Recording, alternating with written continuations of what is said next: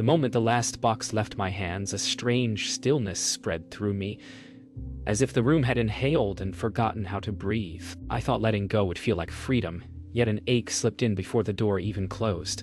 Can emptiness heal, or does it just echo louder? The shelves where my childhood lived now stared back like open wounds, their bare surfaces too honest. I tried to convince myself that memories were only weight, that simplicity would quiet the noise inside me. But as the space widened, something in me thinned, and I wondered whether I had sold more than objects. Maybe I had sold pieces of the boy who once believed life could be gentle. The apartment felt larger than it ever had, as if the walls had quietly stepped back while I wasn't looking. My footsteps echoed in a way they never used to, each one bouncing off the bare floor and returning to me with questions I didn't want to answer. I told myself this new space meant a new mind, a clearer life, a lighter heart, but the stillness grew heavier the longer I stood inside it. I kept touching the walls without knowing why, almost like I was searching for something familiar. Maybe I believed silence could cleanse me, yet it only reminded me of what I had forced out. The emptiness was supposed to help me breathe, but it felt as if it was learning to breathe through me. In the quiet, memories found their way back in gentle flashes, slipping into my thoughts before I could block them. I pictured the attic from my childhood home, the one place where I used to hide when the world felt too loud. I could almost smell the old wood and dust, hear the creak of the small ladder that carried me to a place where time slowed down. Back then, I believed every object held a story waiting to be discovered. The memory felt warm and painful at once, like holding something fragile you wish you had protected better. I wondered if simplicity was supposed to erase these images, or help me understand why they still mattered. Mara's voice came through the phone with the same steady warmth it always carried, the kind that made it hard to hide anything from her. She asked why I had rushed into emptying my life, why I had thrown away the things that shaped who I am. I tried to answer, but nothing I said felt true. She spoke carefully, not to accuse, but to understand.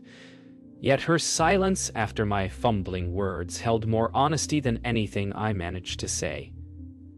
Her concern lingered even after the call ended. I stood in the silent room, wondering why her questions felt heavier than the objects I had let go. I told Mara that simplicity would finally free me, that clearing space meant clearing the weight inside me. The words sounded confident, but the silence that followed exposed their hollowness. I stared at the empty floor, trying to believe that owning less made me more. Part of me wanted to cling to that idea, because admitting the truth felt dangerous. What if I wasn't simplifying my life, but erasing the parts of myself I didn't know how to face? The room stayed quiet, almost expectant, as if waiting to see whether I would keep pretending or finally listen to what the emptiness was trying to say. Night settled over the apartment like a thick blanket, and the silence seemed to push in from all sides. I had expected quiet to feel peaceful, but instead it felt sharp, as if every sound I wasn't making revealed another part of myself I didn't want to face. The empty shelves became shadows on the wall, stretching longer as the hours slipped by.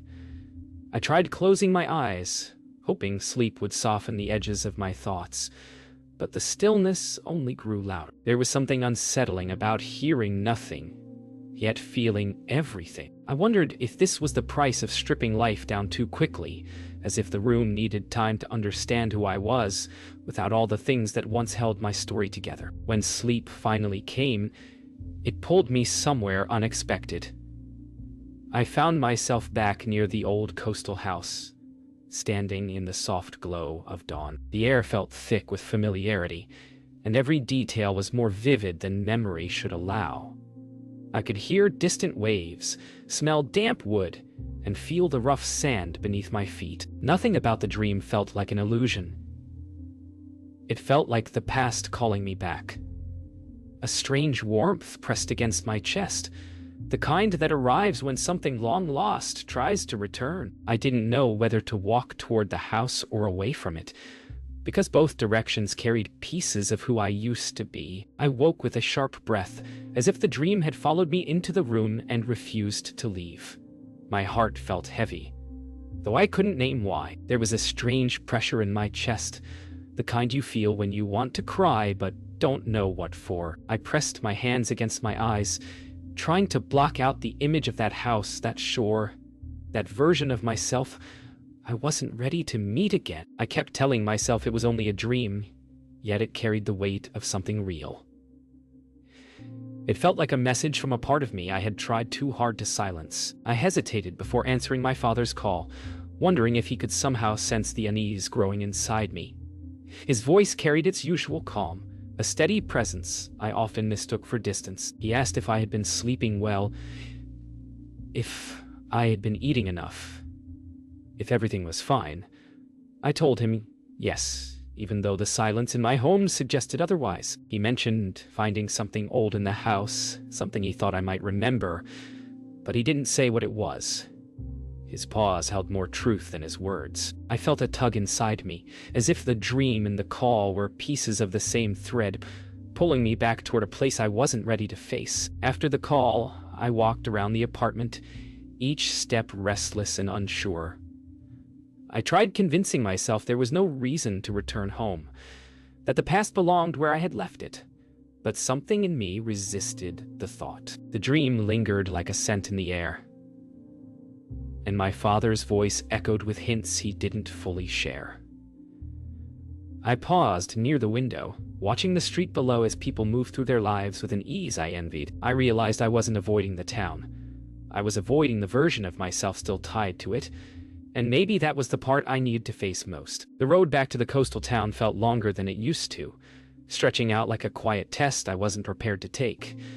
As the train moved past open fields and distant houses, I felt the weight of returning settle over me. I told myself this was only a quick visit, just enough to handle whatever small matter my father mentioned.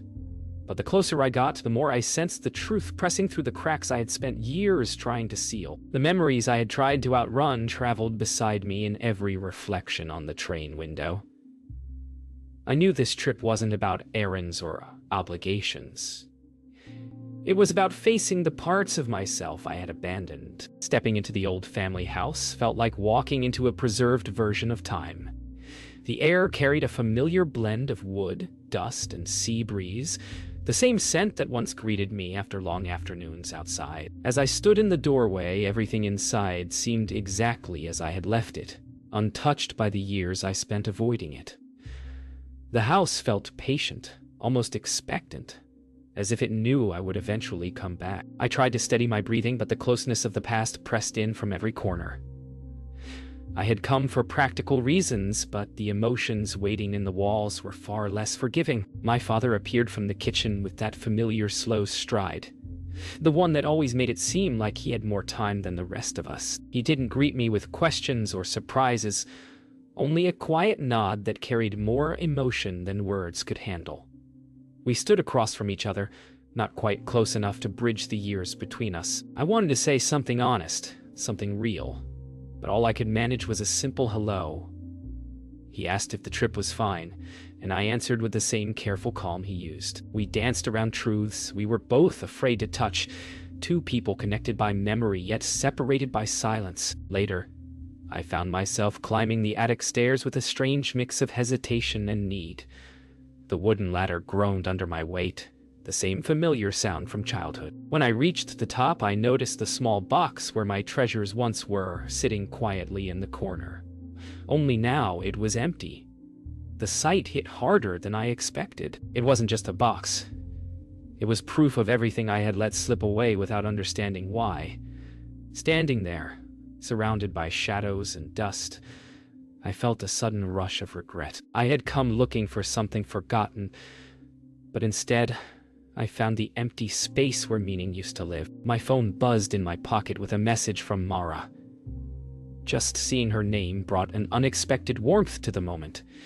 She asked how the trip was going, if I had found anything worth remembering. Her words were simple, but they carried a softness that reminded me of what I had tried so hard to push away. I didn't know how to answer her. I stared at the screen, feeling caught between the past sitting around me and the future I wasn't sure how to face. Maybe she already knew I wasn't just visiting family. Maybe she understood that something inside me was cracking open in this old, familiar place. Memory arrived without warning, slipping into the room like a soft breeze carrying an old familiar scent. I closed my eyes and saw a younger version of myself racing through the attic, laughing at something too small to remember, but somehow still important. It struck me that I didn't just lose belongings when I let everything go. I lost proof that I had once been someone lighter. Someone who trusted joy without thinking. The memory flickered bright and then dimmed, leaving behind a quiet ache. I wondered why I had tried so hard to erase the traces of a child who had done nothing but hope. Maybe I believed that forgetting him would protect me from the weight of everything that came after. The memory shifted to the beach where I spent countless afternoons, a place that once felt endless and safe. I remembered the softness of the sand, the salty air that clung to my skin, and the way the waves carried my thoughts far beyond the horizon. Standing in the attic now, it felt strange to realize how far I had drifted from that sense of calm. The beach had been a refuge, a place where worries dissolved in the tide. But somewhere along the path to adulthood, I stopped returning to the places that healed me. I traded them for progress I never defined, for goals that never truly belonged to me. The memory felt like a gentle reminder of what I had abandoned. Another memory surfaced, this one heavier. I saw myself older but still young, standing beside someone I once called a friend. A small argument had grown into something larger, something neither of us knew how to mend. I remembered the sharp sting of words spoken too quickly, and the silence that followed us for years. That moment had carved a quiet scar inside me, one I pretended didn't exist. Now, standing in the attic surrounded by echoes of what once was, I realized how much that friendship had shaped me. Loss didn't always come from letting go of objects. Sometimes it came from letting go of people before understanding why it mattered. Then came a memory of my mother, soft and unexpected. She appeared the way I remembered her best, gentle hands fixing something broken, humming a tune she never taught me. The attic seemed to warm at the thought of her, as if the air itself recognized her presence. I felt a deep heaviness knowing she never got to see who I became, or understand the choices that led me here. She had been the keeper of small things, notes, drawings, the little objects she believed told our story. Maybe I started letting go because losing her made holding on feel too painful. Standing there, surrounded by fragments of my past, I felt the familiar longing settle into my chest. As the memories settled into stillness, I realized they weren't punishing me. They were reminding me. Every moment I revisited held something I had buried beneath my rush toward simplicity. I had mistaken minimalism for escape, believing I could outrun the weight of the past by clearing my surroundings. But here in the attic, surrounded by fragments of who I once was, I finally understood what I had been avoiding. My past wasn't clutter. It was context. It was the only map that could explain how I had become the person standing here, lost between regret and clarity. And for the first time, I felt the quiet shift into something softer. I found my father in the living room, sitting in his old chair as if he had been waiting for me without wanting to admit it. The weight of everything I had remembered pressed against my chest, and for the first time in years, I felt the distance between us as something I needed to cross. I started speaking before I could lose my nerve. I told him I didn't know why I had thrown so much away, that I thought clearing my life would make everything simpler. He didn't interrupt, didn't fill the silence with advice or judgment. Instead, he looked at me with a softness I wasn't prepared for. When he finally spoke, his voice carried a quiet ache that made my own regrets echo louder. It became clear that simplicity wasn't the problem. Avoidance was. My father stood slowly, the way he always did when words carried more weight than movement. He walked to the hallway closet and pulled out something wrapped in an old cloth. When he placed it in my hands, I recognized it immediately. A small bundle of drawings I had made as a child. He told me he had kept them because he knew one day I might forget what they meant. His voice didn't tremble, but something in it cracked open a place inside me I had tried to seal shut. Hearing him speak about memory with such gentle conviction made me realize how deeply he understood the things I had fought to ignore. He hadn't saved objects, he had saved pieces of me. I needed air after that. The house suddenly felt full of things I had avoided for too long. So I stepped outside and walked through the town. The streets looked the same but carried a different weight, as if the memories woven into every corner had been waiting for me. I passed familiar houses, the old bakery, the cracked sidewalks where I once scraped my knees. Everything felt closer and sharper than I remembered. With each step, I realized how much I had tried to outrun the person I used to be. It struck me that healing wasn't found in empty spaces, but in understanding the ones that once held you. The air tasted like a truth I had forgotten how to breathe. By the time I reached the edge of town, I felt something inside me break open. I pulled out my phone and called Mara without thinking. When she answered, her voice carried a softness that undid whatever strength I thought I had left. I told her everything. How the attic stirred memories I had tried to forget. How my father kept pieces of my past when I refused to. My words came out unsteady, a mixture of confession and apology. She didn't interrupt. She didn't try to fix anything. She simply listened, letting me unravel at my own pace. When I finished, she told me that letting go was never the problem. It was losing myself in the process, and hearing her say it felt like the first honest breath I had taken in years. Her words stayed with me long after the call ended. For the first time, I saw the truth resting quietly beneath everything I had done. Minimalism hadn't failed me. I had failed myself by using it as a shield instead of a path. I thought stripping my life bare would force me to feel lighter. But all it did was uncover the weight I hadn't learned how to carry. As I walked back toward the house, I realized I didn't need to reclaim every object or rebuild every corner of the past. I only needed to stop running from the parts of myself that still hurt. And for the first time, the thought didn't scare me. It steadied me. The next morning felt strangely calm, as if the house itself understood something had shifted inside me. I found an old object resting on the kitchen table. A small wooden bird I had carved years ago, its edges uneven but still full of intention. I picked it up, feeling the grooves my younger hands once shaped. Instead of regret, I felt a quiet pull toward restoration, a gentle desire to mend rather than discard. For the first time, I didn't see my past as something heavy. I saw it as something waiting to be tended to. Repairing the bird didn't feel like clinging. It felt like honoring the parts of myself I had tried to outrun. And that small act opened a space inside me that I had forgotten how to hold. I walked down to the beach later that day, needing to feel the air open around me again.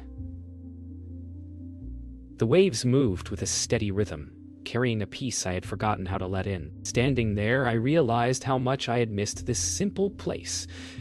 The way the horizon seemed to hold everything without asking for anything in return. I felt the sand shift under my feet, grounding me in a way no empty room ever had. The ocean didn't care what I had kept or thrown away. It only reflected what I carried within me. For the first time in a long while, I let myself breathe without forcing meaning onto the moment.